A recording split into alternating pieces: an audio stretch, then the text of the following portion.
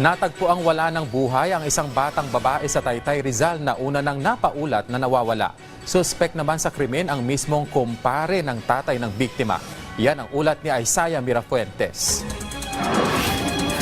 Wala ng buhay at nakalagay sa loob ng isang sako sa isang bakanting lote nang makita ang isang batang babae sa Taytay, Rizal. Ayon sa kwento ng tatay, Miyerkules na umaga nang huling makitang naglalaro sa tapat ng kanilang bahay ang bata. Nagtitinda ng street foods ang kanyang asawa sa kanilang lugar. Ngunit nang gumabi, nagtaka sila dahil hindi na umuwi ang kanilang panganay na anak. Yung kasi nagre-review po sa CCTV,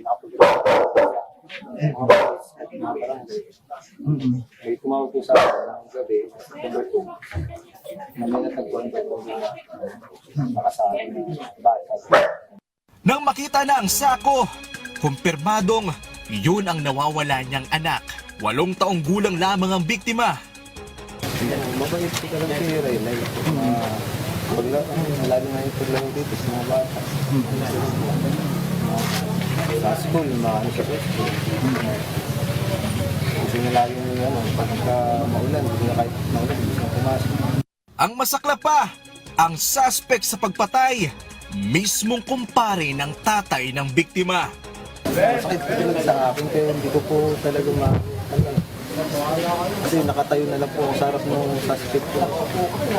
Sabi ko, Tol, magkapit-bahay tayo eh. Lagi kami nagkwentuhan. Kakaroon ng manok, kung nagkwento tungkol sa manok. Sinubukan namin kunan ng pahayag ang mga pulis. Ngunit dahil sa nagpapatuloy pang investigasyon, hindi muna sila nagpaunlak. Maging ang suspect, hindi na rin nakapagbigay pa ng pahayag. Sobrang talaga, hindi ko may paliwanag na nagagalit ko. Kasi hindi ko lubos maisip na kaya niyang gawin yun.